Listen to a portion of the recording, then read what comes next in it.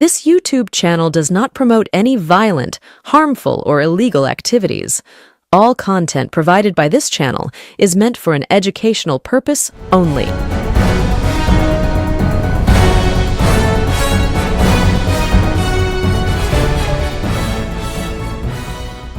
নমস্কার, আমি প্রতিবেদক সায়ন্তন চক্রবর্তী। আপনারা দেখছেন বঙ্গচক্ষু ইউটিউব চ্যানেল। ভোট এগিয়ে আসছে, আর বাংলায় এই মুহূর্তে সব থেকে দুটি আসন নিয়ে বেশি আলোচনা। কি? নন্দীগ্রাম এবং ভবানীপুর।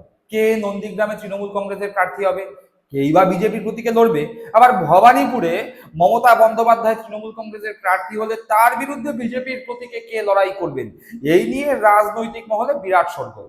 শুভেন্দু অধিকারী নন্দীগ্রামে মমতা বন্দ্যোপাধ্যায়কে লোডশেডিং করে 1956 ভোটে হারিয়েছিলেন। আবার এসআইআর এর পরবর্তী সময়ে শুভেন্দু অধিকারী ভবানীপুরে মমতা বন্দ্যোপাধ্যায়কে হারানোর হুঙ্কার ছেড়েছেন। বলছেন মমতা বন্দ্যোপাধ্যায় নাকি ভবানীপুরে হেরেই গেছে, মমতা বন্দ্যোপাধ্যায়ের বিদায় হয়েই গেছে। কিন্তু শুভেন্দু অধিকারী নিজে কি ভবানীপুরে লড়বেন, নাকি ভবানীপুরে বাঘের মুখে ঠেলে দেওয়া হবে দিলীপ ঘোষকে? এই নিয়ে বিজেপির অভ্যন্তরে এখন বিরাট শোরগোল, বিরাট আলোচনা। কি প্রেক্ষিত, সেটাই আজকের পর্বের মূল প্রতিপাদ্য বিষয়। আমরা জানি যে 2021 সালের বিধানসভা নির্বাচন এবং 2019 সালের লোকসভা নির্বাচন দিলীপ ঘোষের সভাপতিত্বে বিজেপি এই বাংলায় লড়াই করেছিল। বিজেপির এই মুহূর্ত পর্যন্ত সর্বকালের শ্রেষ্ঠ সভাপতি পশ্চিমবঙ্গের বুকে, যে তার নাম দিলীপ ঘোষ। দিলীপ ঘোষের নেতৃত্বেই বিজেপি লোকসভায় 18টি আসন লাভ করেছিল 2019 সালে, আবার 77টি বিধানসভা আসনে জয়লাভ করেছিল এই দিলীপ ঘোষের নেতৃত্বেই 2021 সালে। দিলীপ ঘোষের নেতৃত্বেই বলা যায় গোটা বাংলাব্যাপী বিজেপির সংগঠন ছড়িয়ে পড়েছিল।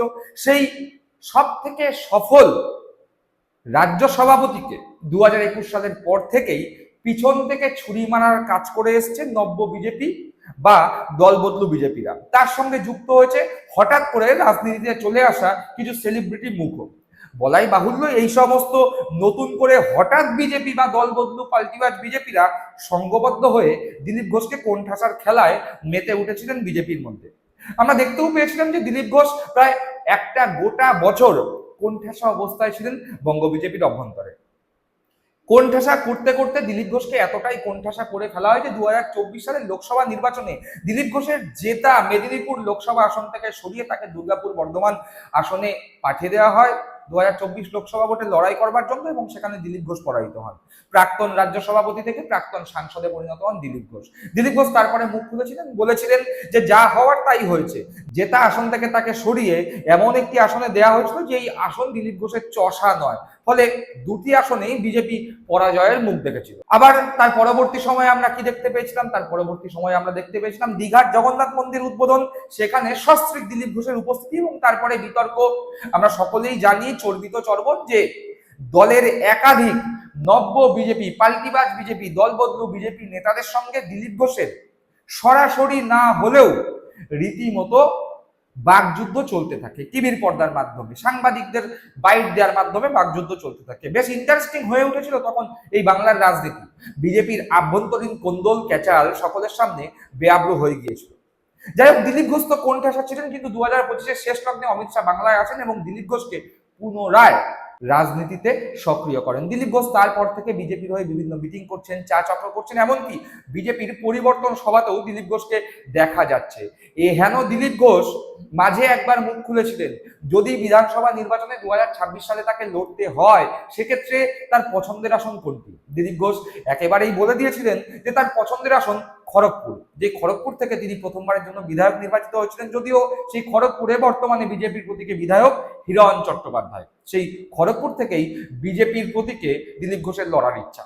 আমরা দেখতে পেয়েছি যে রিঙ্কু দেবী, দিলীপ ঘোষের পত্নী, তিনিও বিজেপির প্রতীকে আগামী 2026 বিধানসভা নির্বাচনে লড়াই করবার ইচ্ছা প্রকাশ করেছেন। ঘটনাচক্রে একাধিক সাক্ষাৎকারে রিঙ্কু দেবী জানিয়েছেন তার পছন্দের 3টি বিধানসভা আসনের মধ্যে ওই খড়গপুরে রয়েছে। এবার বলাই বাহুল্য, খড়গপুর থেকে দিলীপ ঘোষ লড়বেন না রিঙ্কু দেবী লড়বেন সেটা সিদ্ধান্ত বিজেপি নেবে। কিন্তু ঘটনাচক্রে দিলীপ ঘোষকে কি আগামী 2026 বিধানসভা নির্বাচনে বিজেপি খড়গপুর সদর থেকে বিজেপির প্রতীকে টিকিট দেবে, এই নিয়ে প্রশ্নচিহ্ন। বিজেপির এক রাজ্য স্তরের নেতা নিজের নাম প্রকাশে অনিচ্ছুক, তিনি আসল সত্যটা প্রকাশ করে দিয়েছেন। তিনি বলছেন দিলীপ ঘোষ আবার 2026-এর গোড়া থেকে সক্রিয় হওয়ার পরে বিজেপির যে নব্য গোষ্ঠী, দলবদলু পাল্টিবাজ গোষ্ঠী বা হঠাৎ বিজেপি গোষ্ঠী বলতে যারা হঠাৎ করে বিজেপির পতাকাটা হাতে তুলে নিয়েছে, যাদের আগে কোনোদিনও রাজনীতিতে দেখা যায়নি, তারা সবাই সংঘবদ্ধ হয়ে দিলীপ ঘোষকে আবারও খোঁচা দেওয়ার কাজটি শুরু করে দিয়েছে। বলাই বাহুল্য, আপনারা নিশ্চয়ই বুঝতে পারছেন যে এই হঠাৎ বিজেপি, দলবদলু বিজেপি, পাল্টিবাজ বিজেপি, সুবিধাবাজ বিজেপি, যাদের একযোগে দিলীপ ঘোষ আক্রমণ করেছিলেন, তাদের মাথায় কে বসে আছে। সেই নেতার অঙ্গুলি হেলনেই দিলীপ ঘোষকে আবারও একবার কোণঠাসা করবার চেষ্টা করা হচ্ছে। এমনকি দিলীপ ঘোষকে কঠিন আসনে আগামী 2026 বিধানসভায় লড়াই করবার জন্য এক প্রকার মনস্থির করে ফেলেছে নব্য বিজেপি গোষ্ঠীরা। দিলীপ ঘোষ নিজে বলেছেন যে খড়গপুর থেকে তিনি প্রতিদ্বন্দ্বিতা করতে ইচ্ছুক, কিন্তু ঘটনাচক্রে এই যে পাল্টিবাজদের গোষ্ঠী, তারা একাধিকবার কেন্দ্রীয় বিজেপির নেতৃত্ব সুনীল বানসালদের সঙ্গে আলাপ আলোচনা করেছেন এবং সেই আলাপ আলোচনার মূল বিষয় হলো ভবানীপুরে, যেটা তৃণমূল কংগ্রেসের গড়, তৃণমূল কংগ্রেসের ঘাঁটি এবং বিজেপির জন্য অত্যন্ত একটি কঠিন সিট, সেই আসনে মমতা বন্দ্যোপাধ্যায়ের বিরুদ্ধে দিলীপ ঘোষকে বিজেপির প্রতীকে প্রতিদ্বন্দ্বিতা করানোর একটা চেষ্টা করছে নব্য বিজেপি গোষ্ঠী। এবং এই চেষ্টার কথাই এক রাজ্য বিজেপির নেতার মুখ থেকে শোনা গেছে। তিনি কি বলছেন? একটি সংবাদ প্রকাশিত হয়েছে, সেই প্রকাশিত সংবাদ অনুযায়ী সূত্রের দাবি, আসন্ন নির্বাচনে দিলীপ ঘোষকে পদ্ম প্রতীকে লড়াতে চাইছে পার্টি, কিন্তু বিতর্ক বেঁধেছে তার সম্ভাব্য কেন্দ্র কি হবে তা ঘিরে। দিলীপ বাবু 2016 সালে খড়গপুর সদর কেন্দ্র থেকে প্রথমবার লড়াই করে জয়লাভ করেছিলেন, এবারেও তিনি সেই কেন্দ্রে লড়তে ইচ্ছুক। অর্থাৎ যে কথা বললাম যে বিজেপি সূত্র মারফত যেটুকুনি খবর পাওয়া যাচ্ছে যে আগামী 2026 বিধানসভা নির্বাচনে বিজেপি চাইছে যে দিলীপ ঘোষ বিধানসভা ভোটে লড়ুক। দিলীপ ঘোষ এর আগেও বিধানসভা ভোটে লড়েছে এবং 2016 সালে খড়গপুর থেকে দিলীপ ঘোষ বিধায়ক নির্বাচিত হন এবং দিলীপ ঘোষের নিজেরও মনের সুপ্ত ইচ্ছা, যদি বিধানসভা ভোটে লড়তেই হয় তাহলে তিনি তার পুরনো জেতা আসন খড়গপুর সদর থেকেই লড়তে ইচ্ছুক। কিন্তু বাদ সাজছে নতুন গোষ্ঠী, সেই বিষয়ে কি বলা হচ্ছে? কিন্তু দলবদলু নেতারা সেই পরিকল্পনা ভেস্তে দিতে অপারেশন শুরু করে দিয়েছেন। রাজ্য কমিটির এক নেতার দাবি, ভিন দল কিংবা ভিন্ন পেশা থেকে হঠাৎ করে আসা কিছু নেতা পার্টির ক্ষতি করছে।